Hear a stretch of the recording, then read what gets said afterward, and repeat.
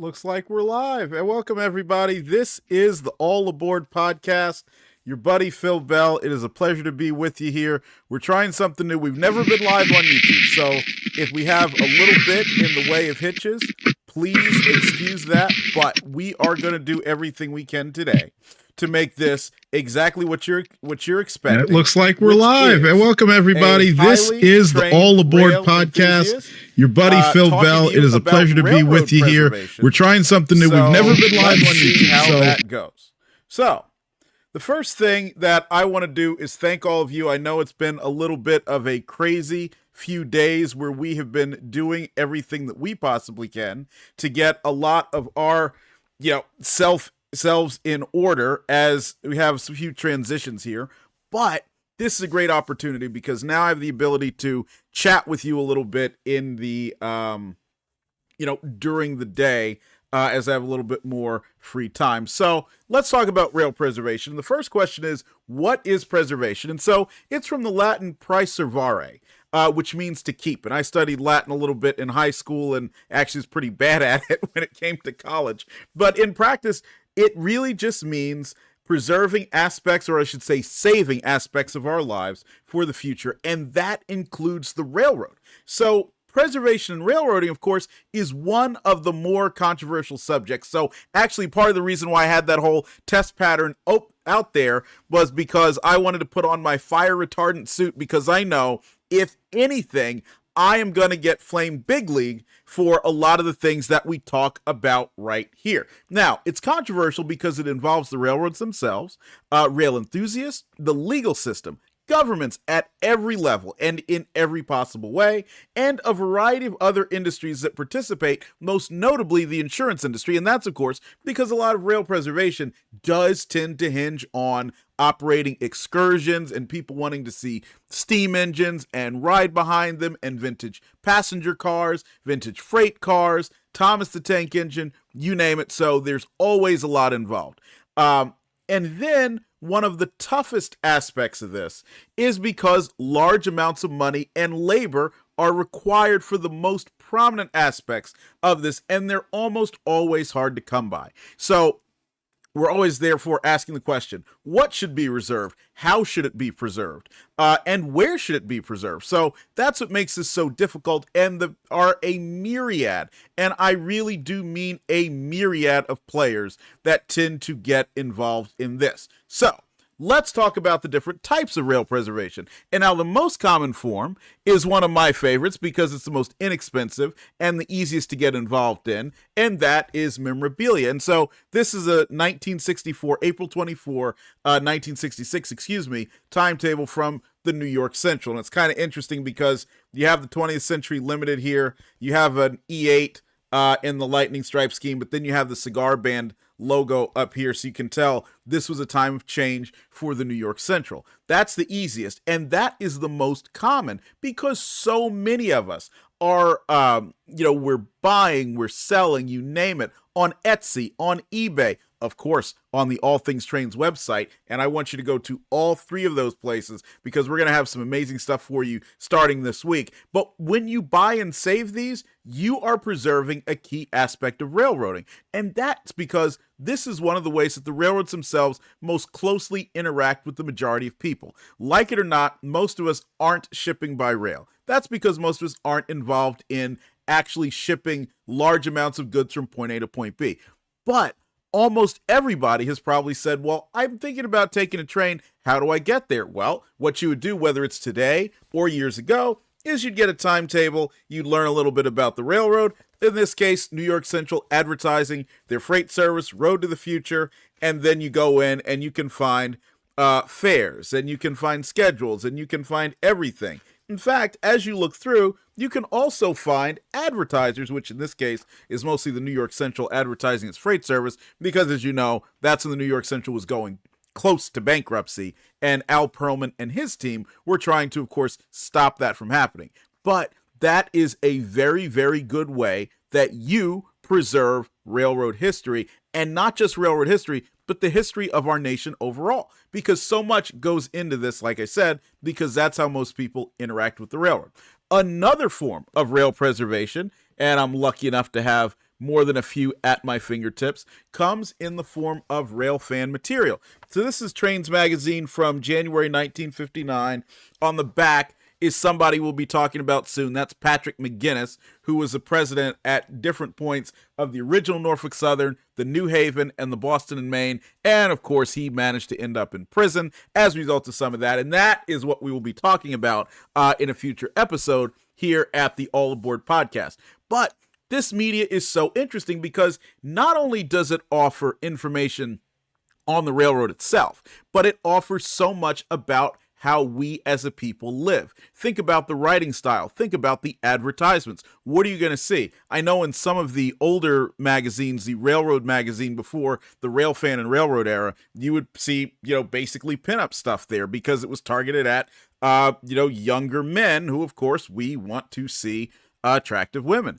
In other magazines, you'll see advertisements for model boats and so forth. That was an era when more men, obviously because this is targeted toward men, were interested in different types of hobbies. So the advertisers knew that they could be there. Look at the way that everything is printed. Look at the colors or lack thereof that's included in the magazine. Seeing all of that gives you an insight into how people lived at the time. But more importantly, it also gives you an insight into how railroads were at that time. Because think about it. The railroad does change so much. Now, if you were to go someplace, let's just say Lorton, Virginia, where I like to railfan a lot, you see it looks dramatically different by Gunston Cove Road than it did in the early 1970s when the original auto train was operating. And that's from things that are as mundane as the fact that the street that I pull off of no longer crosses the tracks on a little humpback bridge. The bridge was taken down. Or it can be something as noteworthy to the rail operation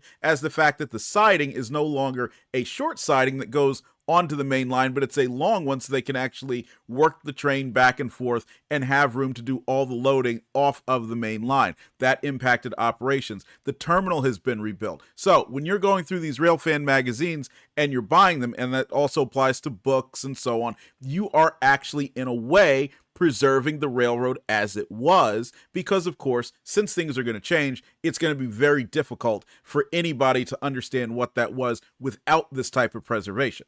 But of course, the most prominent form of preservation comes by saving railroad equipment and structures. And so that's your locomotives, your passenger cars, freight cars, maintenance away equipment, station facilities, shop facilities, and on occasion, even office buildings. And those are the big ticket efforts that are, on one hand, the most recognizable and the most impactful, but that's also where it gets difficult. That's where things tend to go absolutely bonkers. Now, let's start by talking about several examples. And the first we have is one of the good. And the good is the Strasburg Railroad. Now, that was built at one point to connect the Strasburg area to Philadelphia, or at least that was the intent. Now, it never quite got there, but in practice, it ended up connecting the Strasburg, Pennsylvania, to the Pennsylvania Railroad's main line, Philadelphia to Harrisburg at Paradise, Pennsylvania. And the vast majority of the Strasburg Railroad is still in operation.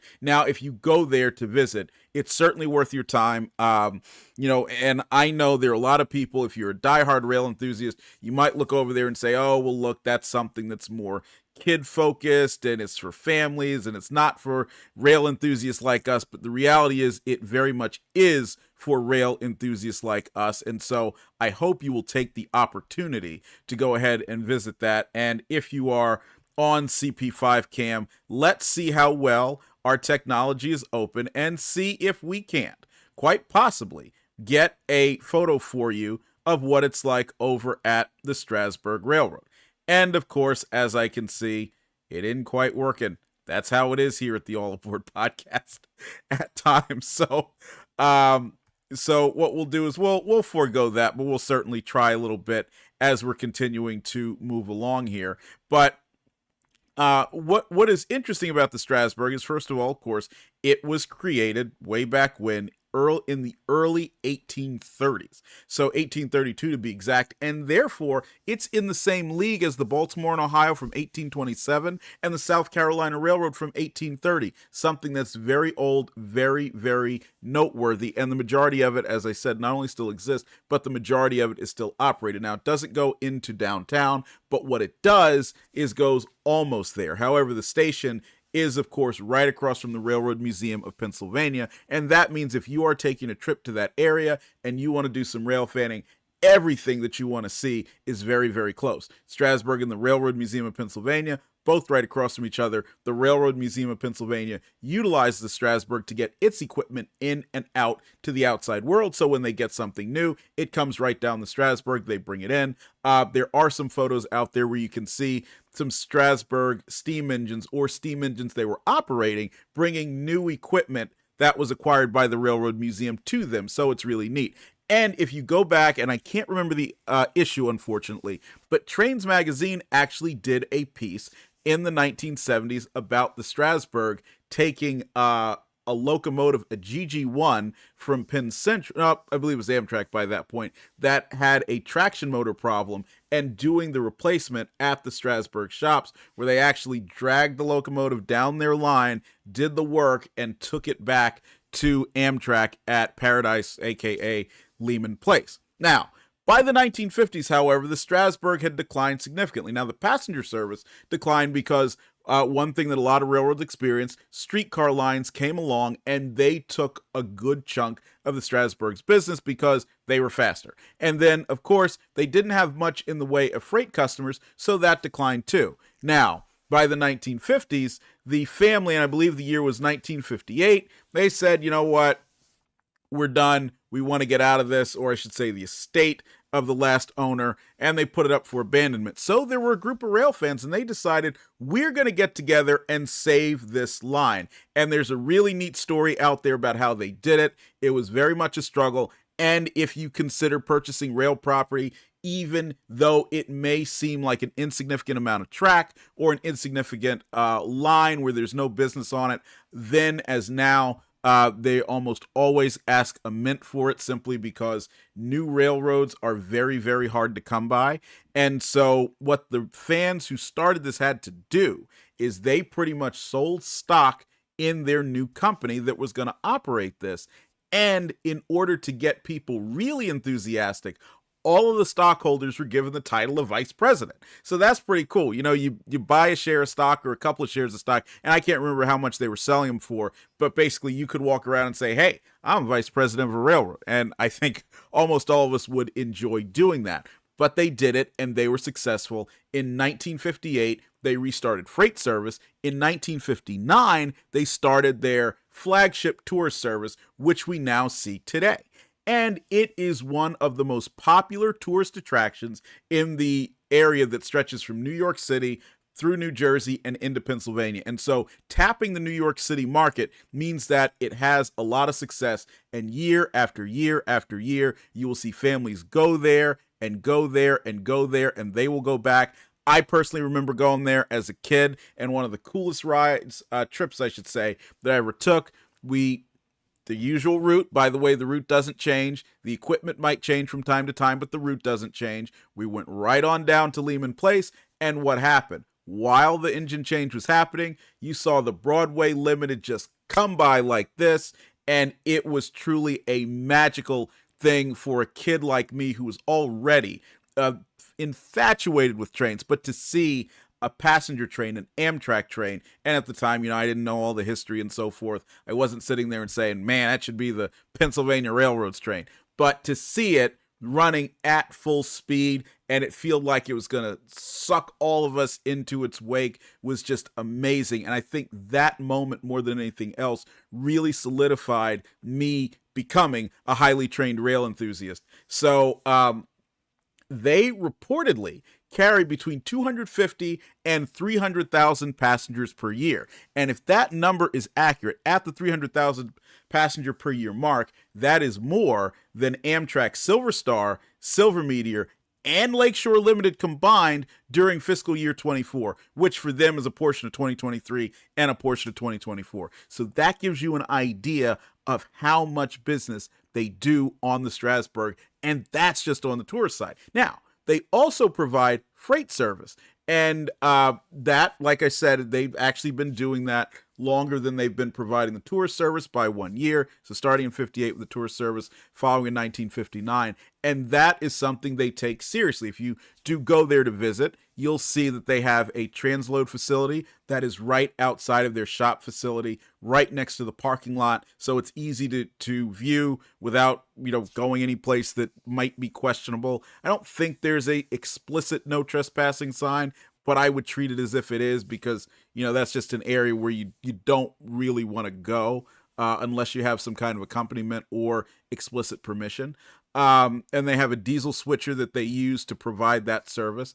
And on top of all that, they do a lot of contract work, which helps keep other steam locomotives in service. So if you are following a lot of the Railfan boards, and of course over at allthingstrains.com, routinely you'll see somebody talking about some part that's been fabricated for a steam engine here or there. Oftentimes it's actually coming from the Strasburg Railroad itself. So they have 3 important businesses that they have managed to keep going during this time, and that's what has made them a very strong example of rail preservation. Now, to give you an idea also, they don't have volunteers. So a lot of people will say, hey, I'd love to volunteer, because they've heard from a lot of people that you should volunteer. And so, of course, they amble on down to Strasburg. But all the people who are there, those are employees.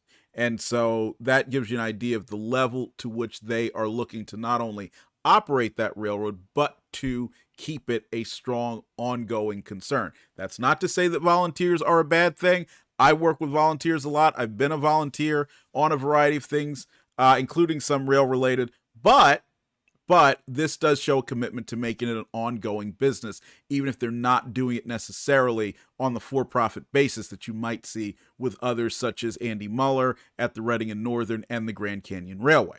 But what makes this a good and successful operation? Well, first of all, the fact that they created a structure that would endure. People are going to come and go. And an organization, you've heard this claptrap over and over again, that, hey, it's only as good as its people. Well, that's true. It is only as good as its people. And people are going to come and go. So what does that mean? You have to have a structure where when people go, that somebody else can be plugged in. And if that somebody else doesn't work, then you can plug somebody else in before it takes everything down. And a good example recently, as I was doing a little bit of research for this program, we saw that the Strasburg had actually, I think it was in 2021 or 2022, they had something like 4 different general managers. So one who had been there for 50 years, his term ended and he retired. The second died after briefly serving. A third was not a good fit. And then a fourth had just been hired. And that is almost direct quote from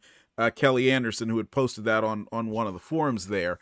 And so that gives you the understanding, hey, they made a structure that would work. They made a structure that would endure. And that is one of the things that keeps you from having the problems that you see in other types of preservation, where you might have something good and then some of the people change and the new people come in and they're not as good, or they don't understand how things have worked. And therefore you see things falling apart. And that tends to lead to the ultimate horror, which is seeing things that you might have thought were preserved. Maybe that's your favorite locomotive, maybe that's your favorite station building, or something that was relatively rare, getting then cut up and totally destroyed and never existing again. Now, the strange thing is, it never seems to happen when we're talking about art museums, because, when was the last time you heard about a Picasso getting tossed in the dumpster? But that is a reality that we do face when it comes to rail preservation, because the reality is, no matter how much we love trains and no matter how much we are really devoted to it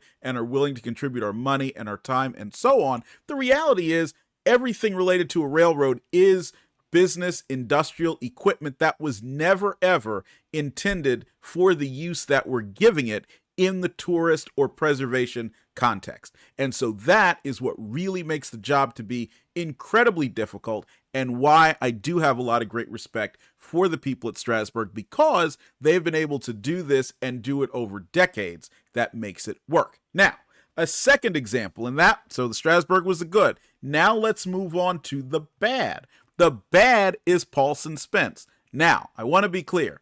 I think Paulson Spence was actually a very good guy who had really neat ideas. He was clearly a rail enthusiast from birth, just like a lot of us, but I'll tell you why he was bad. Now, a little background. He was an entrepreneur from Louisiana. He ended up getting involved first in the sales of steam pressure valves, and if you've done sales, you know it can be a very lucrative career if you're willing to do the hard work in it. And later on, that sales experience and working with steam pressure valves led to the creation of the Spence Engineering Company, and there he sold steam regulator valves. And some of the information out there indicates that they claim to even have their valves in the White House. Now, it's clear from this that Spence was certainly a fan of steam. And of course, his mother said that I remember him from being a little kid always running down to the tracks. So if that sounds familiar to you, or you want to look in the mirror and say, yeah, that's me, that's a lot of us. So he got involved in the sand and gravel business in his native Louisiana, because that has always been a very lucrative thing. First thing he did is he purchased some land near the Illinois Central in the Tagafanoa, South Tagafanoa, Louisiana area. I tried everything to get that pronunciation correct. I am a highly trained rail enthusiast, but I'm not always a highly trained pronunciation specialist. So please, if you're from Louisiana, forgive me for butchering that. And the first effort, he built an industrial track to one of these gravel pits and moved that by rail. So basically, he had a little industrial spur, and he used a steam engine to work it. And later on, he did the same thing. And I should note that the first engine he purchased for this was a Baldwin-built 060, number 382. Now, from the Illinois Central. Now, you're probably wondering, wait a minute, Phil, did you say an Illinois Central number 382? It was not Casey Jones 382. That was a 460. And this 382 was quite a bit different than the engine of Casey Jones, which I do believe was repaired after his fateful wreck. But later on, he purchased the Gulf and Eastern, which served an even larger gravel pit in Louisiana, and it already had a rail operation on it. And so, of course, this increased the number of steam locomotives that he built. And there is a link to a website called Meridian Speedway in the description. After the stream is over, I encourage you to check it out. It's a very, very good explanation of his interest in steam and why he felt that was better than diesel, even though this is the time when you were starting to see the ascendancy of the diesel locomotive and more steam locomotives being retired. And of course, that is what led to his ability to purchase a lot of them, because railroads everywhere were certainly sending them off to retirement. And so there was a true operation. Now, he had an even more ambitious goal, and that was to build the Louisiana Eastern. And that was proposed to be a 120 route mile railroad that would have stretched from Baton Rouge to Pearl River, Louisiana. And at Pearl River, he would connect with the New Orleans and Northeastern, which was a part of the Alabama Great Southern, which itself was a part of the Southern Railway. You, of course, can ride the New Orleans and Northeastern today if you take Amtrak's Crescent between Meridian, Mississippi and New Orleans, Louisiana. Also, that is the northern end is the jumping off point for the Meridian Speedway that we discussed in the last episode with Norfolk Southern and KCS. Meridian, by the way, is a neat place to visit in terms of rail fanning, because you're going to get obviously KCS/CPKC trains there and Norfolk Southern, which certainly makes for plenty of interesting shooting, and don't forget Amtrak twice a day coming through. Well, the Louisiana Eastern never did get that 120 route miles of main and branch line traffic, but he did significantly utilize a number of the steam engines that he purchased, and that also included running some excursions. All of this sounds really cool, right? But there was one small problem. In 1961, at the age of 66, Paulson Spence had a heart attack and he died. Now, he had set aside $400,000 for the purpose of building a museum to hold his steam engines, some of which included nickel plate Hudson's 464s, as well as a couple of Gulf Mobile and Northern, and later Gulf Mobile and Ohio 462 Pacifics. Unfortunately, there was a legal technicality, as the Meridian Speedway site calls it, that led to that portion of the will being overturned. And what happened when it was overturned? Well, the cutting torches came out and almost all of his collection. Some locomotives, of course, of which were the last of their kind out there, were cut up completely. Now, we have put a link to an RYPN, Railway Preservation News Forums article where they talk about the exact steam engines that were there and what ended up surviving. But, quite frankly, it's nothing more than a massacre. And why did the massacre happen? Well, Paulson Spence, being somebody who was truly devoted, who acquired some of the best available steam locomotives that were out there, who had a plan, who had the resources, and so on. And by the way, a family that clearly knew that he was a lover of trains, and this is something that meant a lot to him, but there was no way for this to go on beyond him. And what did that mean? It meant that everything, almost everything, was cut to pieces and now no longer exist. And it's a cautionary tale of what happens when you don't have a structure in order to actually preserve all of this equipment and all that goes along with it, which, by the way, includes parts, it includes manuals, and to a certain extent, it includes knowledge of how to operate this, especially because you're going to have a number of people who are in your sphere if you're able to get as far as Mr. Spence did. And now for the absolute fugly. And the absolute fugly, unfortunately, comes to us from the Indiana Transportation Museum. Now, this was one of the places where I had hoped to visit because as a kid, certainly a young, highly trained rail enthusiast, I would read all kinds of books and try to find out where everything is, and if we happen to take a trip somewhere, I wanted to be able to stop by a train museum, assuming I could convince my parents to do it. Usually they were willing because they knew if they didn't, then I was going to start, being ridiculous, which, I mean, quite frankly, is what always happened. So, the Indiana Transportation Museum in Noblesville, Indiana, and this was just outside of Indianapolis.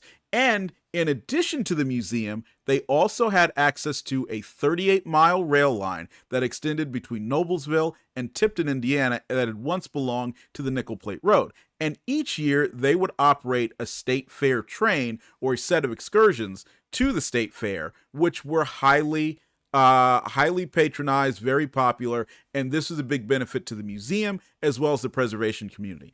And the most notable piece of equipment that they had there was nickel plate 282, number 587. And for those of you who were active in the 1980s as rail enthusiasts, I'm sure you had a lot of opportunity to either see the 587 operating in person as part of the Norfolk Southern Steam program, or you saw a lot of pictures, which is what I did as a young man, of the 587 operating as part of the Norfolk Southern Steam program, and it was terrific. In fact, the engine's really interesting because not many people remember this, but it was actually the Nickel Plate was its second owner. The Lake Erie and Western, a railroad the Nickel Plate took over, and which gets almost no press, and we're going to try to cover it and get you some history on that because most people tend to forget about it, was actually the company it was built for.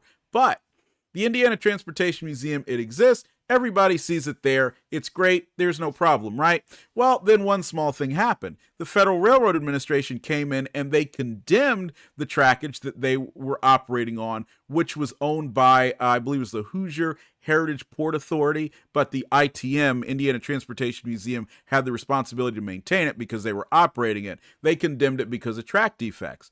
Okay, well, I remember reading about this on the internet at the time, and that said, gee, that's a tough break, but I'm sure they'll get the tracks fixed, right? No problem. Every so often you will hear about something where the Federal Railroad Administration will step in and say, hey, we see some unsafe conditions here or there, remedy it, and whoever is responsible will remedy it, and you move on.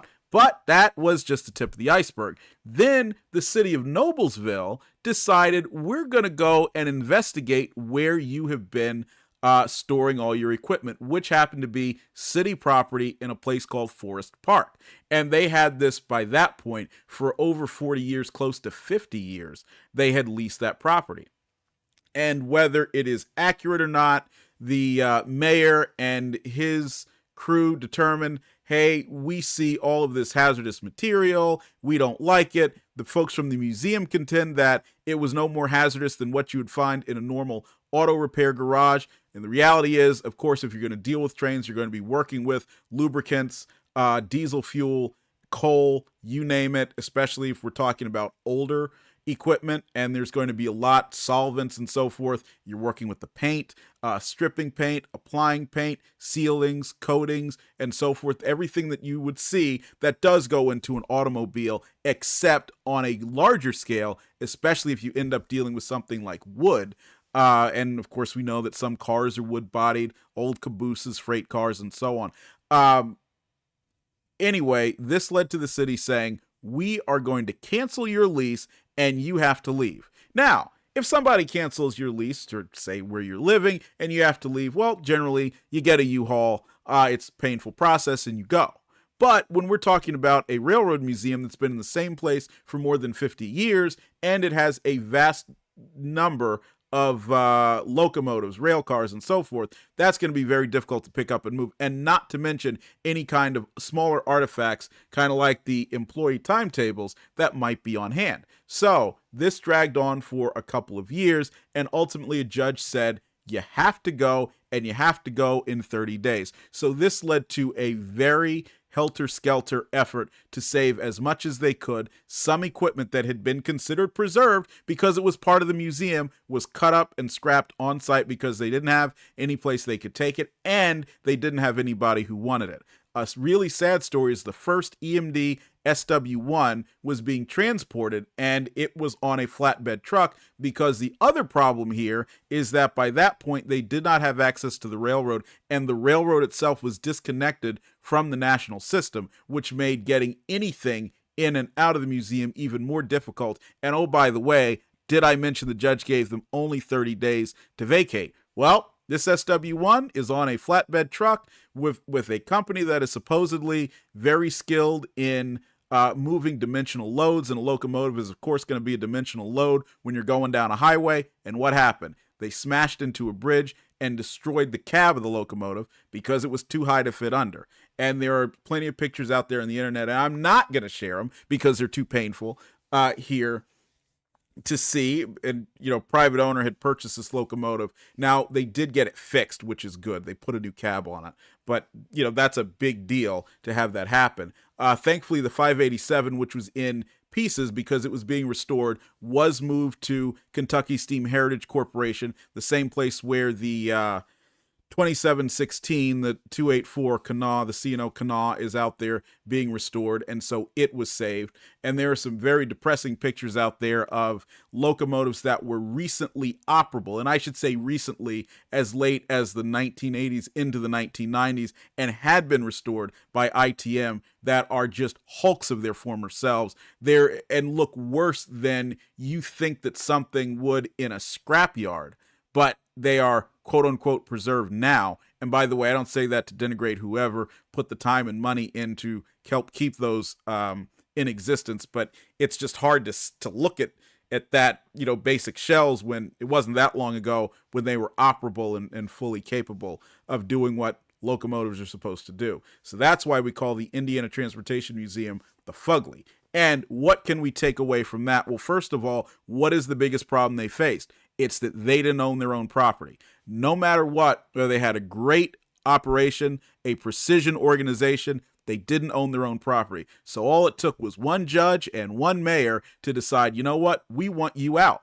And when that happens, that means you've got to figure out what to do with, again, industrial property, industrial assets that were never meant to be used in this form, although they are, and you've got to figure out where to put them. And that proved to be too much for ITM. Now, they have relocated to Logansport. I don't know the status of the organization, but we do know the museum exists. The track that they were using, part of it was cut back and turned into a trail. And as you know, if you followed me enough, I do not like rails to trails under any circumstances, because usually the rails to trails people are quite obstinate in saying that they can't accept a trail alongside a rail line that would permit both being used. So they seek to prevent any kind of rail service being operated. And so the majority of that line was just cut up, and it's now a place for fat people to go run, unfortunately. And don't worry, I say that as a fat person myself. And finally, a lack of structure, because one of the things that came out of this was that what led to ITM's condemnation in the first place was the fact that their internal structure, their organization had broken down, and that there was a lot of infighting. Now, of course, all that is anecdotal, but that's the best information that we are able to have now. And if somebody out there has been involved with the Indiana Transportation Museum and wants to shed more of a light on that, and I know it's a difficult thing to rehash, please email me, info@allaboard.media. We'll have you on here as give you a forum to talk about that in a non-confrontational way, because I know you in the audience are more interested in hearing about that than having an argument over it. So now you've seen the good, bad, and the fugly. Now for a little bit of commentary. What really is the most difficult thing I see as in rail preservation is that we, as people who want to be involved in it in some form or another, tend to be far too sharp-elbowed in every way. I see a lot of people who spend a lot of time posting on the internet, and we're glad you do, especially if you do it at the ChatGP50 forums at allthingstrains.com, who will talk a lot about what they want. They will say, I want this, I want that, I want the other, I want it to be painted this way, I want it to be painted that way, and so on. But they really won't make the effort to put something on the table. And I'm never going to be the person that looks at you and says, oh, well, you want this? We'll send a check. I think that's obnoxious behavior. But you should be willing and interested to at least learn what it takes to bring about the things that we want. I've been blessed to go out and see some locomotives under restoration and see the people actually as they are at work to do that. And I got to tell you, it is a lot of work. It's not easy, but I can see from the way the people who are involved in it talk about it, and the fact that they go back time and time again and invest their own money. Guess what? It's damn fulfilling, and that is cool. And frankly, I got some free time. You heard I lost my job. That's something I'm going to get involved in. And I don't care if it ends up tearing up a couple of shirts or giving me a few cuts and bruises. I'm happy to lend a hand, and you should be too. Now, at the same time, we have a lot of people involved in preservation who also get on the internet, and they make it a just cottage industry of saying nasty things to the other people who want to see trains be preserved in a certain way. You say, well, I'd like to see that car painted in Erie, Lackawanna, gray, maroon, and yellow. And there's always somebody who shows up and says, well, you should send a check. Look, if it starts by somebody being obstinate like that, and the first thing you do is you're being nasty to a person, what makes you think they're going to open their wallet and send money to you? What makes you think that they are going to go and volunteer with you if you seem like an absolute grouch? And what makes you think that they're going to get their kids? And yes, I say their kids because the younger people are the ones we need to get more involved into preservation. And I mean people younger than me, the teenagers, the 20-somethings, because they need to learn everything that the folks who are in their 50s, 60s, 70s, and 80s know, and be able to take that knowledge, improve upon it, and pass it on to the generations following them, so that these things that do get preserved don't end up being just simply stuffed and mounted because nobody has any idea what it is or what to do other than that, hey, it's a train, right? So if you're starting off by being just confrontational and nasty to people, they're not going to come down. They're not going to tell their kids to come down. They're just going to get off the internet or simply whine about what they'd like to see online. You've got to extend a hand, and you've got to be willing to do it in a way that truly is welcoming, because these are people who have the same interests as you, but probably have not been inducted the way that you have. So that is what I have to say about rail preservation, the good, the bad, and the absolute fugly. So thank you so much for joining us on the All Aboard podcast. We will see you later this week, actually on Thursday, for yet another episode this special week. And I hope you have a great day.